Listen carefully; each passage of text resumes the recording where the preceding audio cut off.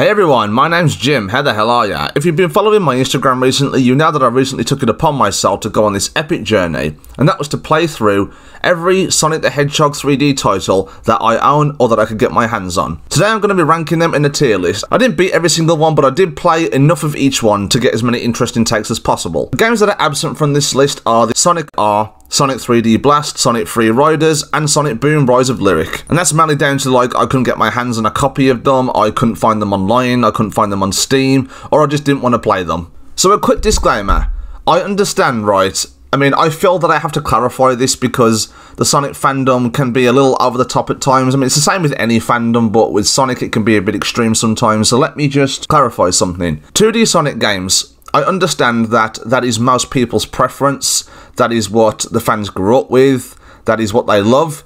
I appreciate them for what they are. They just aren't for me personally. They're not my cup of tea. I don't find as much joy out of them as I do with 3D Sonic. And down to the fact I'm just not very good at them. So that's one too. So, okay. Anyway, so before I dive into my first game on this list, I just want to show you my tier list right here. I've got all the games right here, 16 Sonic the Hedgehog titles to talk about.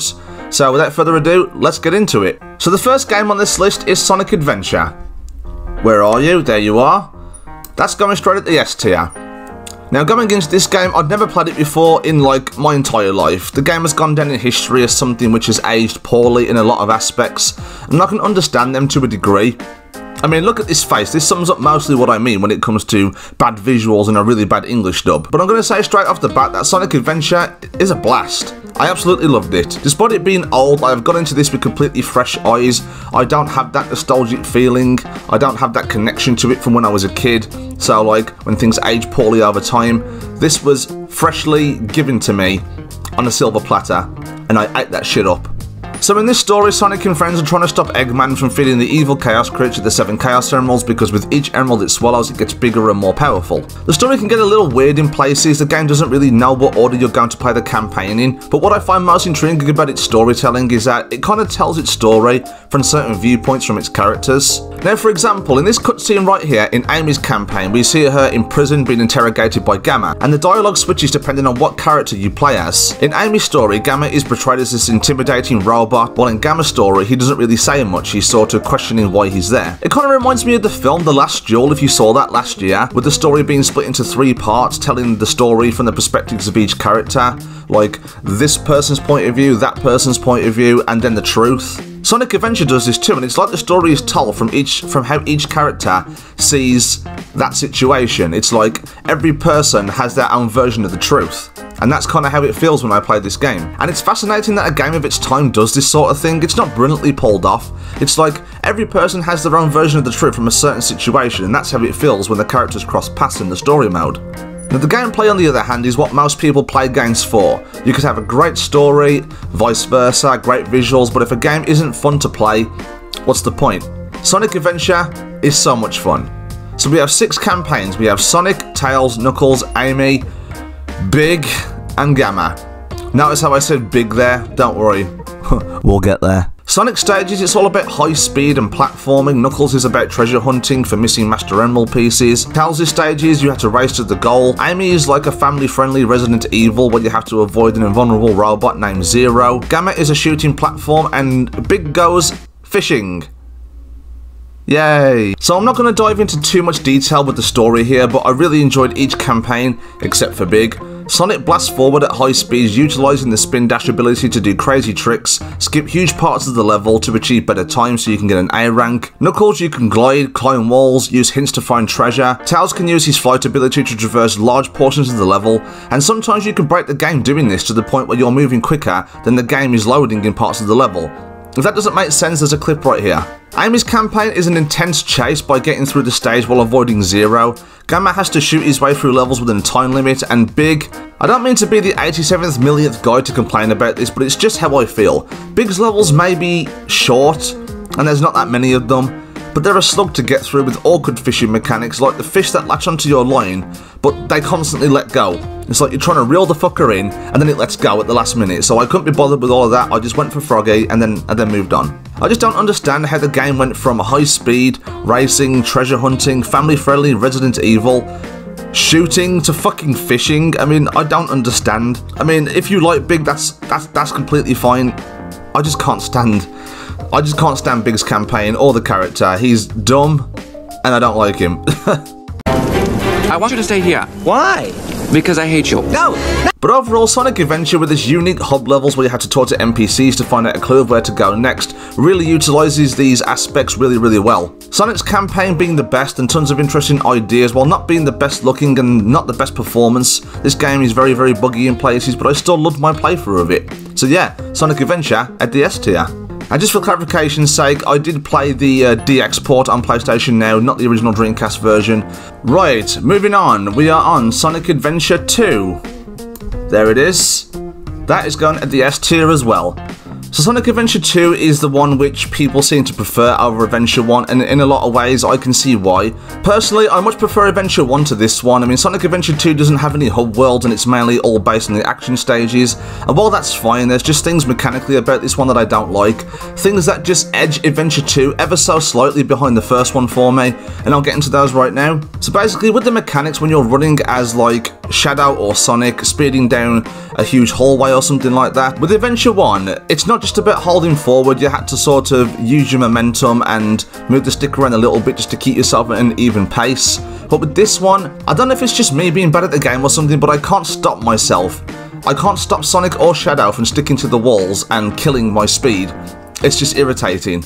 With the Knuckles treasure detector in the first one, you could like go through whichever one you wanted first. In this one, you have to collect the Master Emerald pieces in a specific order. So for example, if you're on one side of a completely large map and you find one piece and the game wants you to go to the other side of the map to try and get the second piece, but the third piece is closer to where the first piece is, the game doesn't allow you to do that. So it's like, it's a really tedious process, and it's really slow. Sometimes you could spend up to like 20 minutes, maybe even more, if you don't know the game very well, looking for these goddamn pieces. And especially like the space levels with Knuckles, I spent like maybe 40 minutes on one stage looking for these Master Emerald pieces, and I thought I could easily replay that if I knew the level, but I can't be arsed.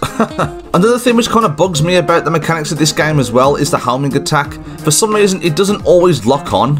Like, I don't know what it is. Like, for example, in the first game, in Adventure 1, when you spam the homing attack button, Sonic automatically locks onto enemies, but for some reason in this game, if there's like a row of enemies in front of you and you're homing attacking over every single one, for some reason there'll always be one that I miss.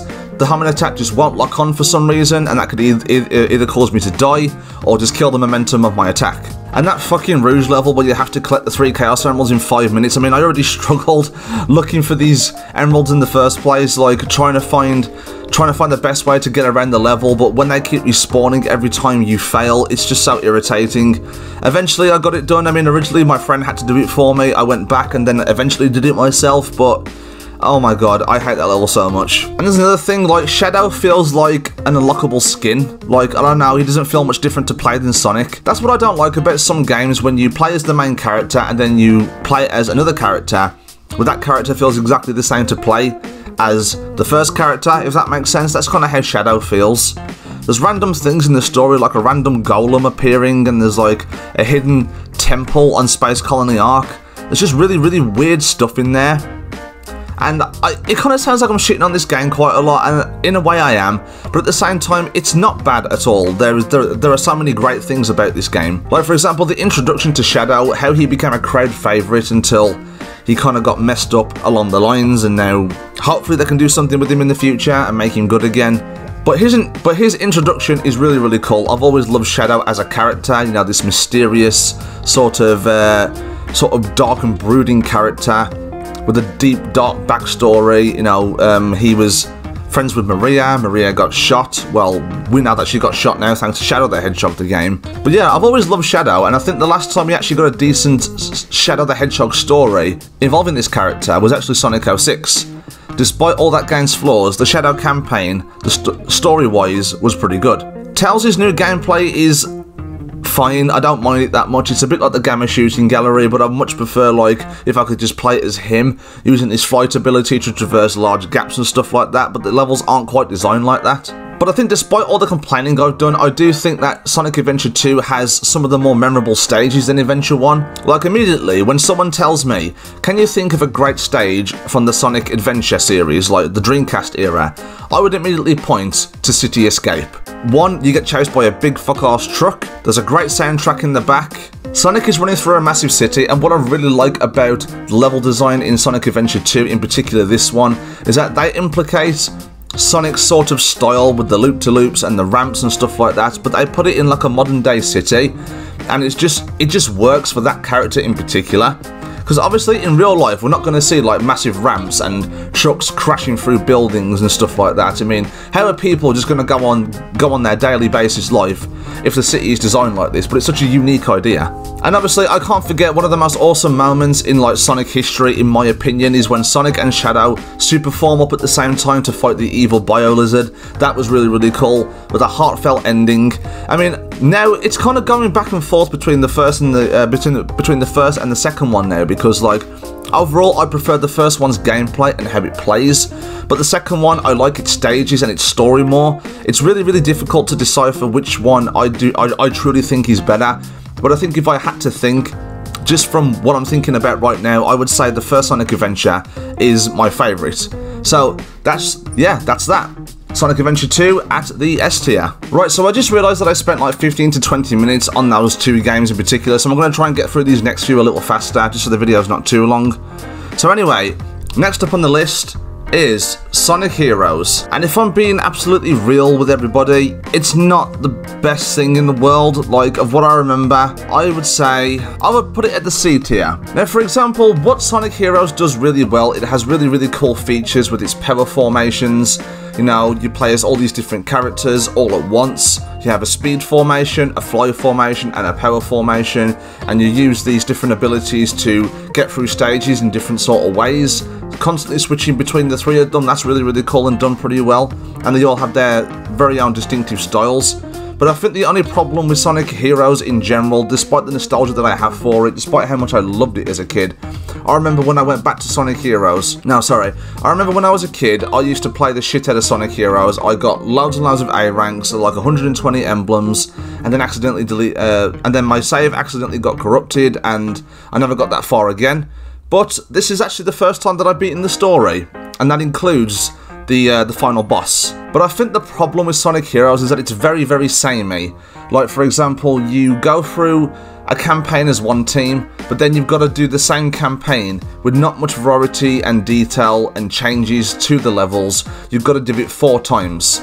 So, for example, you've got Team Sonic, Team Dark, Team Rose, and Team Chaotix. Team Chaotix switches things up a little bit, but not enough to make it feel like it's completely different and fresh. It's like you're playing the same campaign 4 times with not a lot of changes, and that can get really, really boring and tedious. There's a word for this. Boring.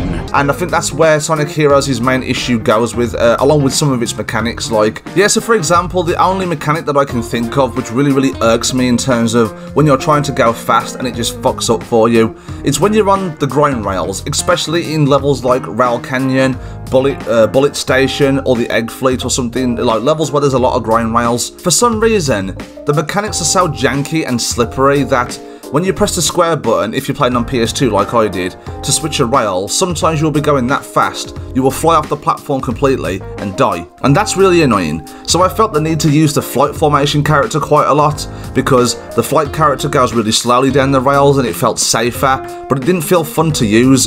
You're not going to get a good score because you're going too slow. It's just irritating stuff like that. Not only that, but when you're running, sometimes the controls are so like stiff when you're going really fast that you end up flying off the edge or falling over the most ridiculous platforms in general. Stuff that shouldn't kill you, that just kills you. It's really annoying. But I think if I have one complaint, it would be the Chaos Emeralds. Like, for example, to unlock the final boss, which is Metal Sonic, you need all 7 Chaos Emeralds. You acquire the Chaos Emeralds by collecting a key in the 2nd stage of each level. Now the thing is, when you acquire this key in any level, you have to hold onto that key. Don't get hit, don't die, or you'll lose it. Because if you don't have the key on you, then you're not getting to the special stage and you won't have a chance to get the emerald. So it can be a tedious process to try and redo these levels, get the key, try not to get hit, get to the goal ring, just to have a chance to get the emerald. Now, I meant that. A chance to get the emerald. If you fail to get the emerald, you have to redo that level all over again, collect the key, don't get hit, don't die, get to the goal ring, just for another chance at getting the emerald. This is what really irked me when I was a kid, and I found it really difficult.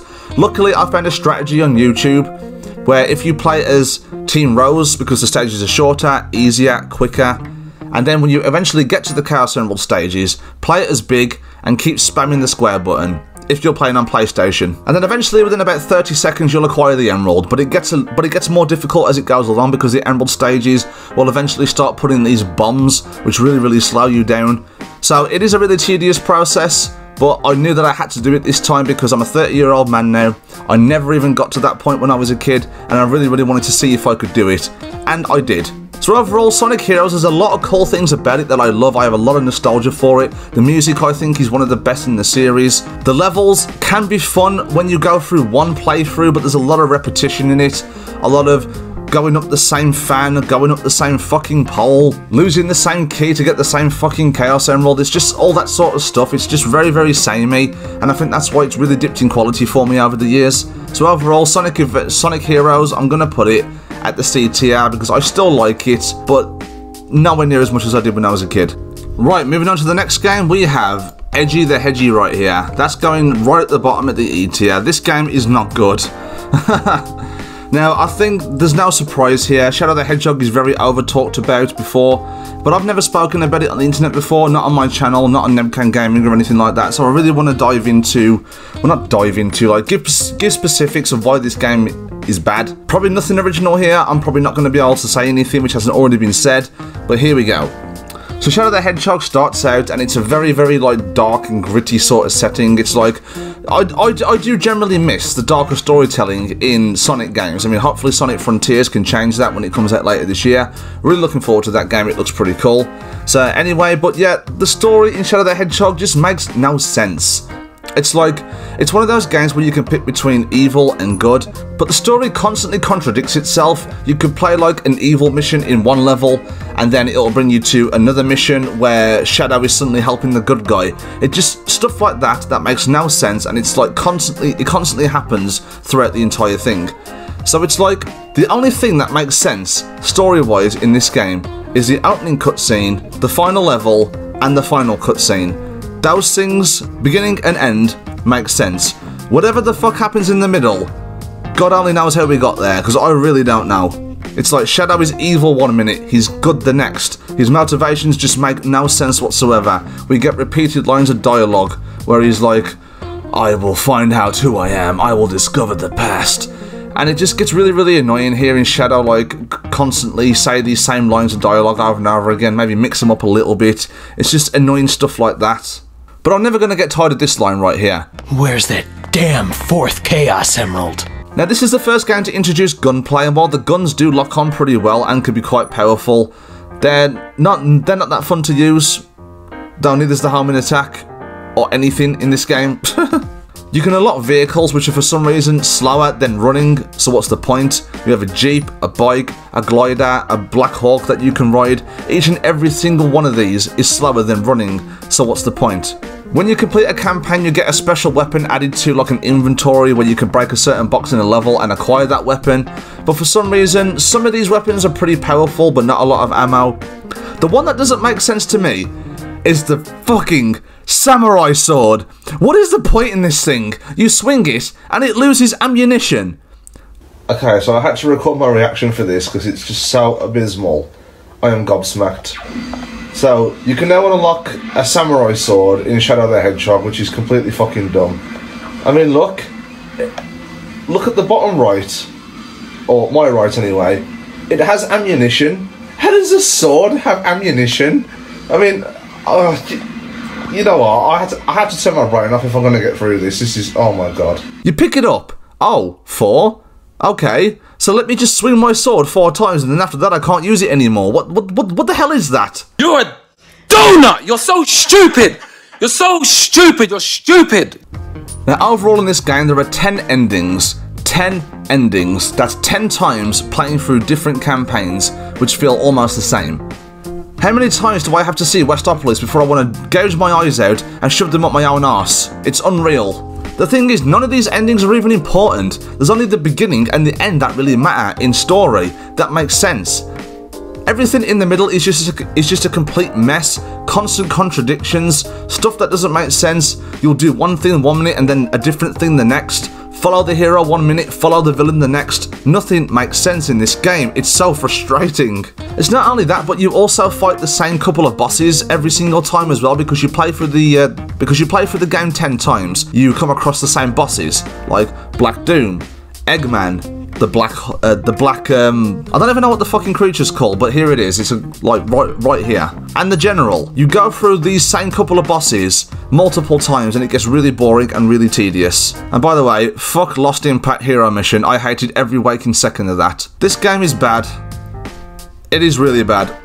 One thing I can give it though is that its art style is pretty good. In the CGI cutscenes, it looks pretty good, but then it goes to the in-game graphics when you're playing, and in other sort of cutscenes as well.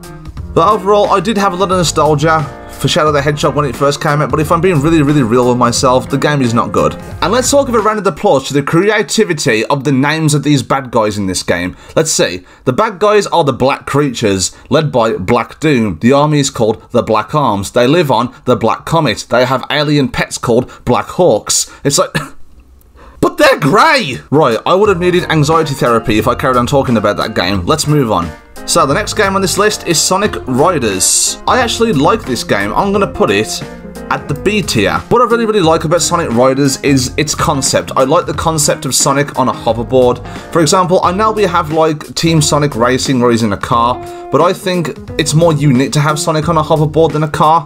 I don't know, like, why does Sonic need a car? But the concept of a hoverboard is just cooler than a car when it comes to Sonic. The story isn't much to talk about, it's just very basic and simple.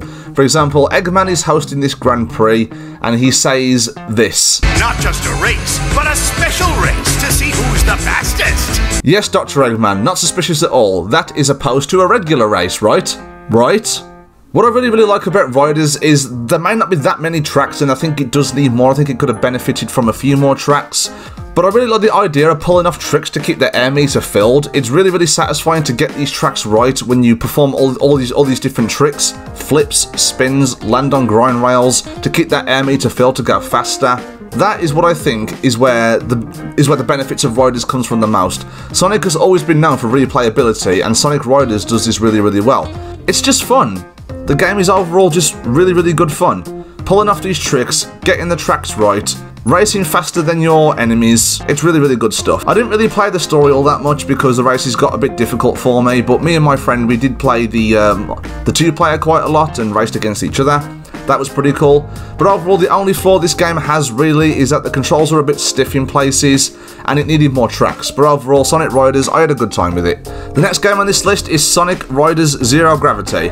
I am not too keen on this one, if I'm being honest, guys. I'm going to put it at the D tier. Now, it's mainly because I just had no fun playing it at all. There's not much difference between the first game and this game. This game just feels less fun. This game takes out the ability to perform all these tricks and pulling them off, you know, brilliantly so you could utilize the tracks and get faster. It sort of takes that away and replaces it with this gravity flow sort of thing. So overall, I just think Sonic Riders Zero Gravity is a more boring version of the first game. But the only thing that it does have for it is that it does have more tracks, which is what I was hoping for the first one. This game does have more tracks, but overall, I don't think I'll play this game again. If I'm ever going to play a Sonic racing game, I will always go back to Sonic Riders and not necessarily this one. Alright, so I got through those pretty quickly because there's not much to say. The story is very minimal, and I don't really know much about racing games to comment that much, but yeah, here we go. Moving on. Oh god, it's time for my anxiety therapy to come back. Sonic 06. Bang on the E tier. Right, so where do I start with Sonic 06? This game had all the tools and everything going behind it. A brand new console launch for the Xbox 360 and the PlayStation 3. It had everything going for it, and it failed miserably. The performance in this game is just goddamn awful, with terrible frame rate drops and long loading screens. I don't even know where to begin with this thing. So I think I'll just start off with stuff that I liked about it, which isn't much to say. But the story was pretty interesting. The lore of Soliana and the story of Iblis and Mephiles. I thought that was really, really good, how they merged together to form Solaris. I thought the lore behind that was interesting, and finding out how it worked and stuff like that. The little nods that we get to it, the symbols on the walls with the eagle and stuff like that. All that I think is really, really interesting. The level design I think is pretty good. The way that the level is made, how you can traverse it is really, really good. The only thing is, since the game performs badly and controls badly, good level design doesn't mean shit if the game doesn't control well, which this game just doesn't. Now, what really, really bugged me the most with these frame rate drops is that, particularly in the last mission, well, one of the last missions where you're trying to find a Chaos Emerald to try and revive Sonic and then at least perform some kind of bestiality on Sonic right there, but yeah, there's that.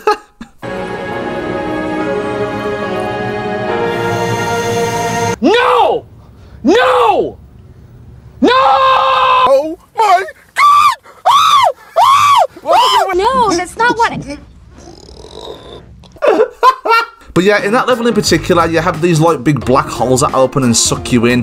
When you're trying to jump out the way and the frame rate drops, you can't tell how far forward you've gone, and so most of the time you'll find yourself dying or getting sucked into these holes, having to replay the entire stage. It's really annoying. But let's get into the fucking loading screens. The loading screens, particularly in the hub worlds, are terrible. For example, you'll go up to an NPC, click talk, 30-second loading screen. The NPC tells you what he wants you to help him with. You click yes or no. 30-second loading screen.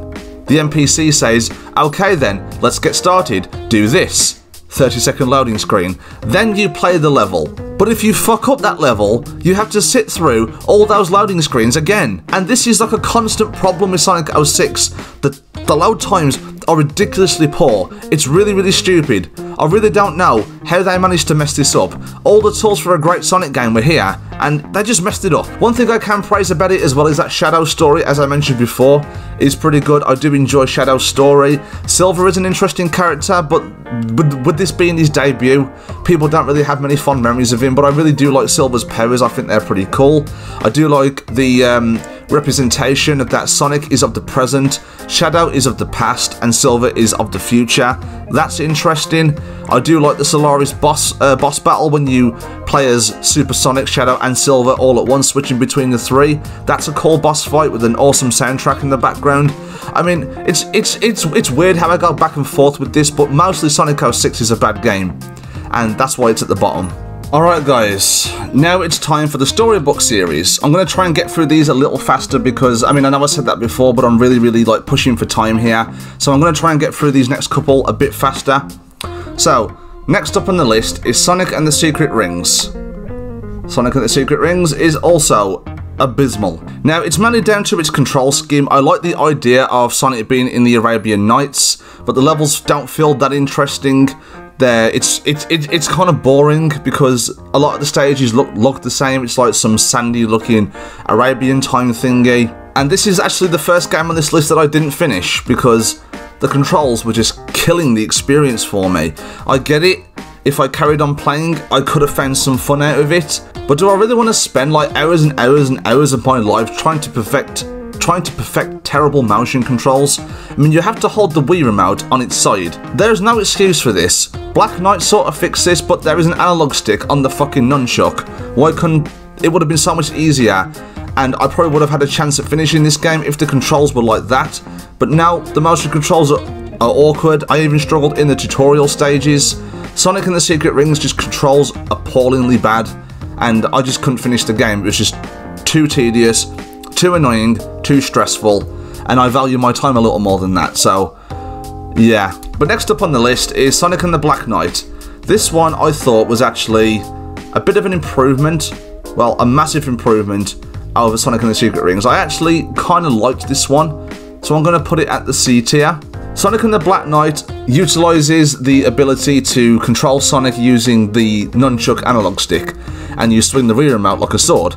While that is nice and everything like that, the combat can be fun when performed correctly, but it's kind of awkward to get it right sometimes, especially when you have to time the sword swings in some of the boss battles. I remember when I was facing the final boss, the amount of times I died was unreal, and that's because obviously I'm not very skilled in that department when it comes to motion controls.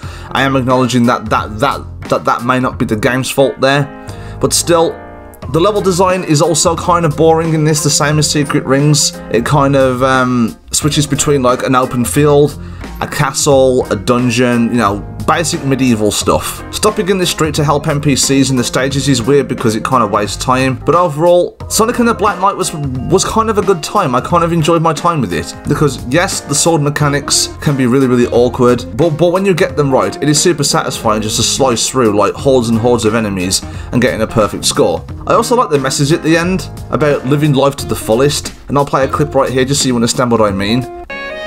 Merlina, every world has its end. I know that's kind of sad, but that's why we gotta live life to the fullest in the time we have. At least, that's what I figure.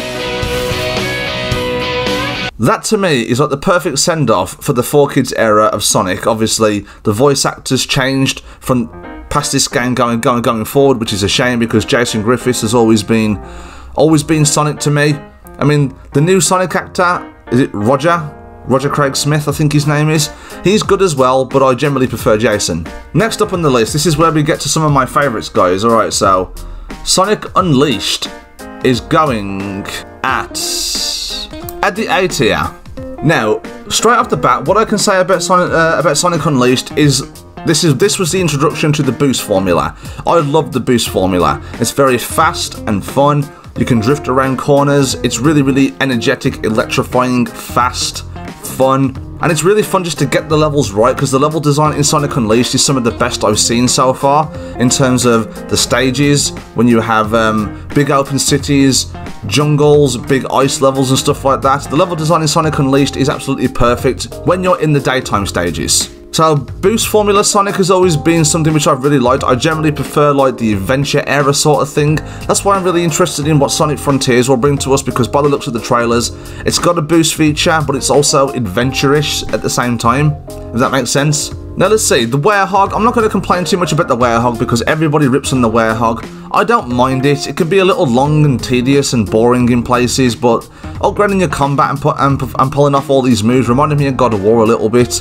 Just like bashing enemies and getting a really good score. That could be pretty interesting, but it's kind of annoying when you're like so far into the level, because these levels can take a bit longer. They can take about 20 to 30 minutes sometimes. If you die right at the end or something like that and lose all your rings and all your power-ups, you're not going to get an S rank. And yet that does implore you to play the game more and try and get better at it. This is just a personal thing. I don't have time for that, which is probably why I favour Generations a little more over this one. But yeah, overall I think Sonic Unleashed story is pretty good as well. You know, with the whole lore about Dark Gaia and Chip. Chip, for example, let's talk about Chip. Although his English voice actor is pretty annoying, but like, this is one of those characters where he has all the tools, he has the design, he has the voice, everything which could make him annoying, but he's kind of not. It's kind of weird because like, there's so many games and TV shows and films where they introduce like a comedic relief character and you're like, oh god, this guy could be really annoying, but then they turn out to be alright. Some prime examples I can think of when it comes to characters which could be annoying but weren't is Forky from Toy Story 4 and Zenitsu from Demon Slayer. They have everything behind them which could make them really annoying, but they're also really good and engaging characters. Chip is kind of the same. Again, I didn't finish this game, mainly because of the Sun and Moon medal collecting. That is what will take up most of your time when doing this. I do plan on doing it in future, but I had COVID when I was playing this game, and like, I guess feeling ill, and knowing that I had to go back and redo all these stages and get all these Sun and Moon medals, and it could take ages, I just valued my time a little more than that, and so I just thought, you know what, I'm just going to move on. But in future, I do plan on getting those Sun and Moon medals and beating Unleashed for the first time. Alright, moving on guys, it is time for Sonic Colors. I really enjoyed Sonic Colors, that's going at the A tier as well. There's a couple of things about it that I didn't really like, but overall, most of Sonic Colors I really enjoyed.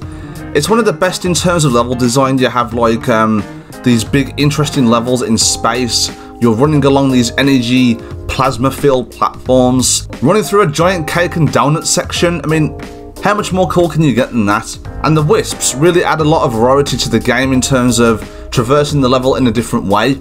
Not all of them I liked. I didn't really like the Block Wisp or the Drill Wisp.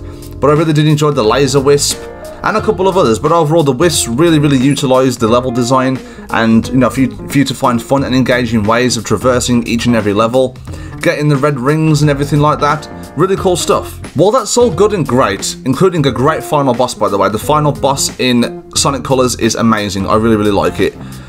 The things that I don't like about it is that the story is pretty much non-existent, and they try and tell jokes which just fall so flat that they're worse than my dad jokes, and believe me, I tell some really bad dad jokes. Like, for example, why shouldn't you eat a clock? Because it's time consuming.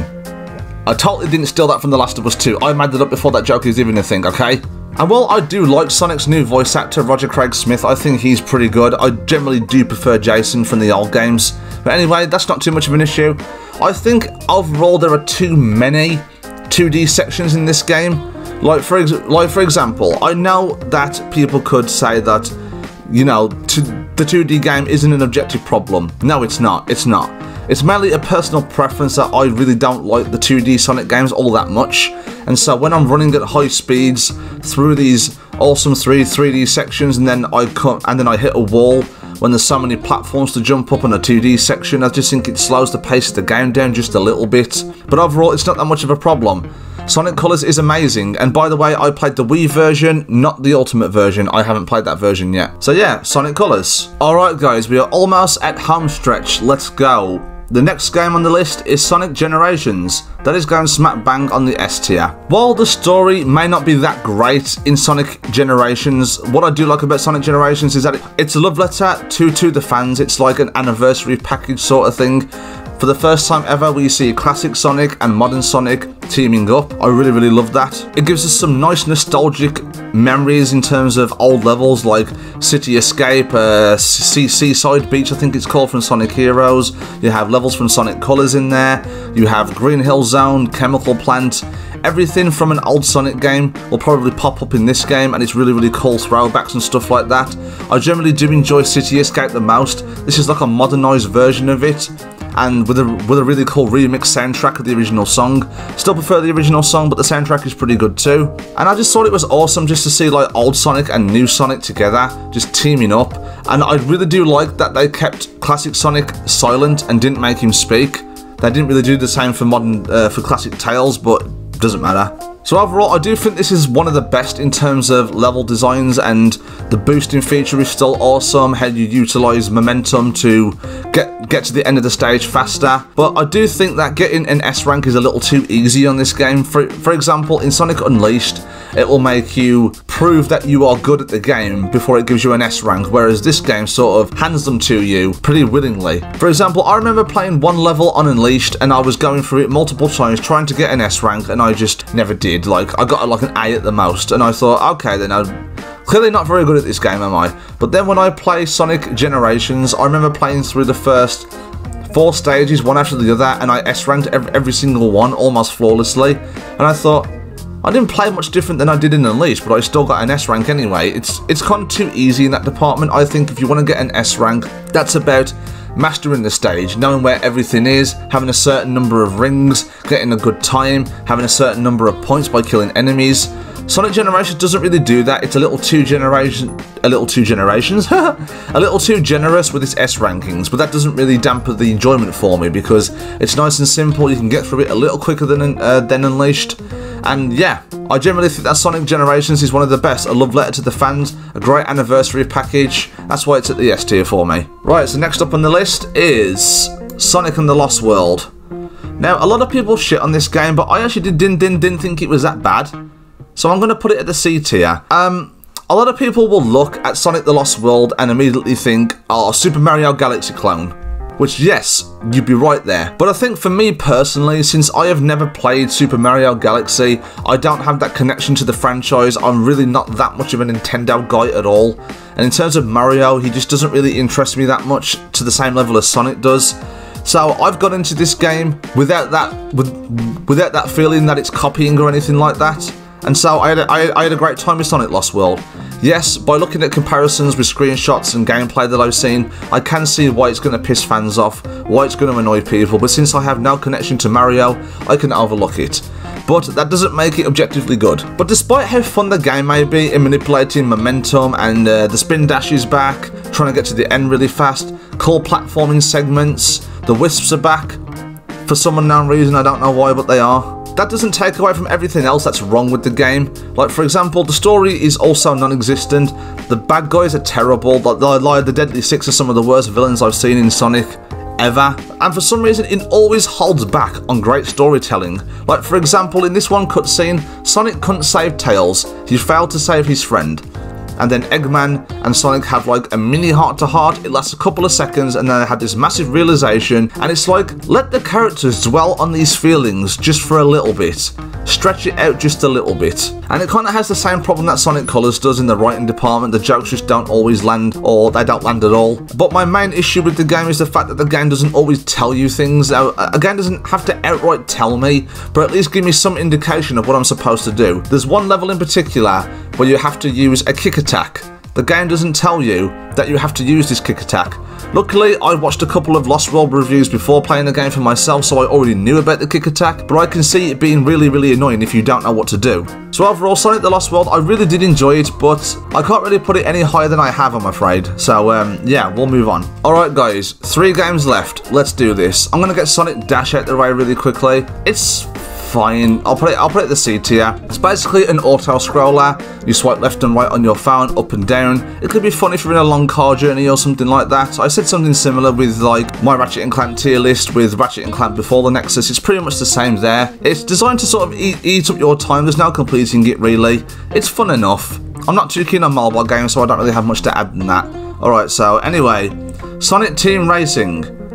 I actually enjoyed this game a lot more than I thought I would, you know. I'm going to put it at the B tier. Basically, I generally prefer the concept of Sonic on hoverboards, but Team Sonic Racing I thought was really interesting. I mean, it's not that much fun when you're playing it by yourself, but if you've got like a bunch of buddies with you to help tag team your opponents and try and win together, that is where the enjoyment of the game comes from.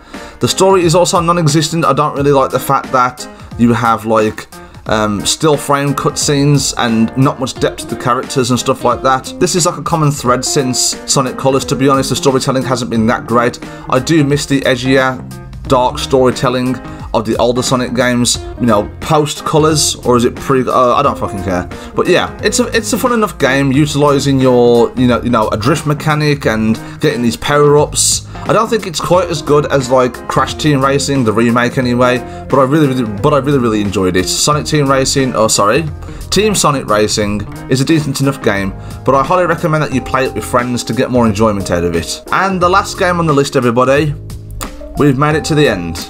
Is Sonic Forces. This game is very bleh. Now what I mean by bleh, I don't mean bad. What I don't like about it is that I put it on and within like 4 hours I beat it.